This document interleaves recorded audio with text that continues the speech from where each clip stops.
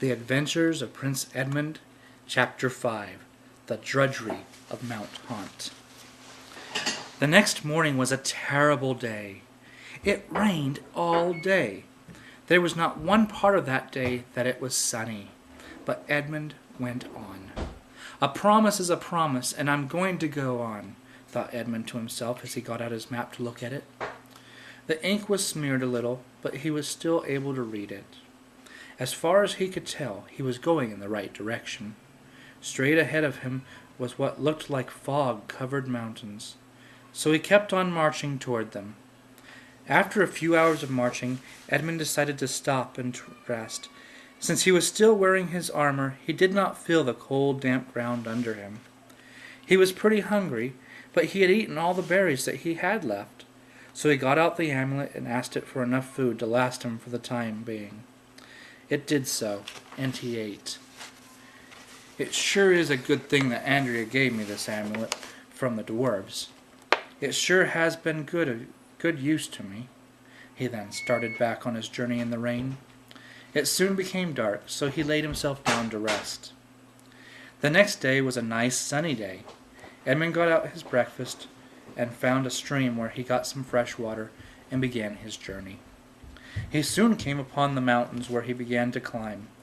After a long time of climbing, Edmund found a flat plateau.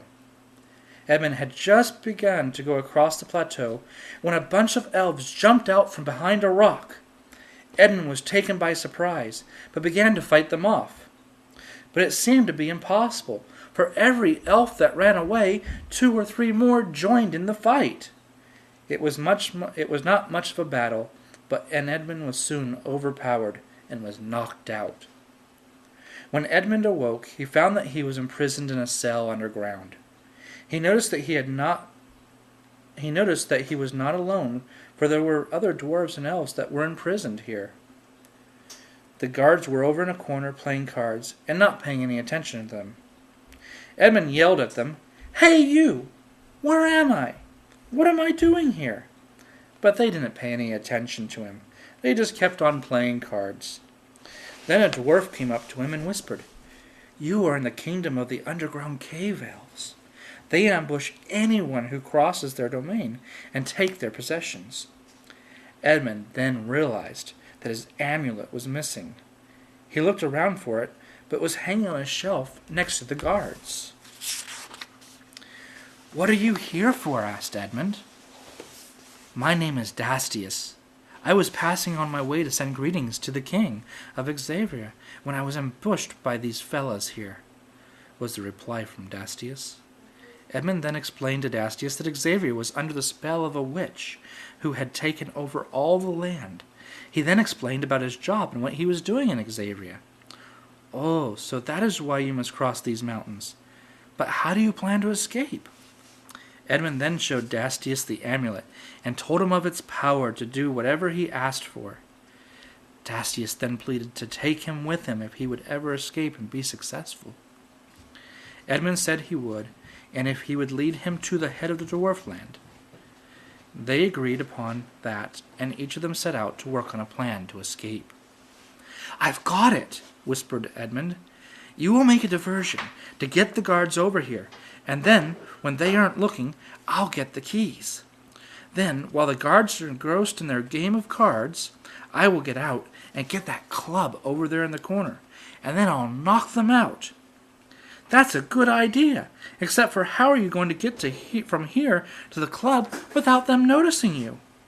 "I will have to be very quiet, so if you can get some of the other prisoners to sing, not loud enough to get too much attention, but enough so that they won't hear me opening my cell and sneaking out to get to them." "Okay, I'll try to get a trio going." As the trio began to sing, Edmund crept out of his cell and toward the club. Suddenly, the elves saw what he was doing and ran toward him to prevent him from escaping. Edmund dodged them and got to the club. One of the elves left, and the others stayed behind to fight. But it wasn't long before an alarm went off, and Edmund grabbed his amulet and opened Dastius' cell. He then said the words that would take them to freedom, and they disappeared. They found themselves outside the cave. They began to run upward toward the top of the mountain. when Dastius fell. Edmund quickly picked him up, and they started to run as fast as they could again up the mountain. Finally, it was safe to stop and rest. They were exhausted for running. It was then that they realized that they had gone halfway up the mountain from where they were, and they were safe now from harm. Dastius and Edmund rested where they had stopped for a long time before starting on their journey to the dwarf land. That's the end of chapter 5. And so that people don't have too long of a wait, I'll probably go ahead and do chapter 6. So, hope you guys are enjoying the story. I know sometimes it's really cumbersome as I'm reading some of this because, as I said many times, and I remind you, this is the work of a 13-year-old, a long time ago, and a story that kind of evolved when I first started writing it when I was about 9-10 years old. So it's gone from like a one-page, very short idea story to something that I developed up to the 7th or 8th grade, and actually I think I was 14 when I wrote this version of it. But a lot of errors, a lot of mistakes, and a lot of naiveness of what things are like. But remember when you start to think, oh, gee, this sounds like Lord of the Rings or stuff like that? I didn't even know that stuff when I wrote this to begin with. So while there might be similarities, it is all purely coincidental because this is truly this is all my own work as a young teenager. So anyway, hope you enjoyed this story or this chapter in this story, and I'll get another one out there soon. Thanks a lot. Have a good evening, good day, whatever you're having, have it. Bye.